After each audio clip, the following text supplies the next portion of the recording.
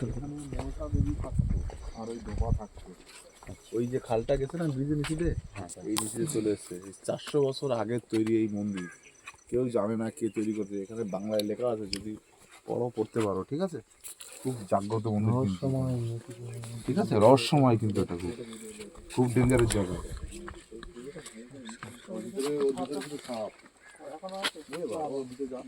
মাঝে মাঝে উপরে ওঠে রোদ পোহানোর জন্য, এরকম বড়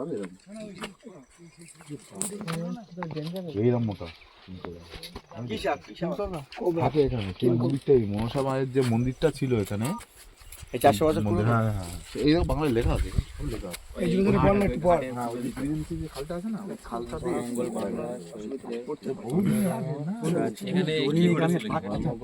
এটি এক অজানা দেবী মনসা স্পর্শ দেবী এবং এক শিব ভক্ত সওদাগরের চাঁদের মধ্যে ওই সাইডে যে মন্দির আছে ওই সাইড দিয়ে করবেন। মন্দির আছে এই মন্দির করা যায় পাতা পাতা এই মন্দিরটা সংরক্ষণ করে নিয়ে এটা একটু ঘিরে দিতে করতেন। না এখন নেকি ধূপিনী নামে পরিচিত, অর্থাৎ নেকি জলে কাপড় পরিষ্কার করেছেন।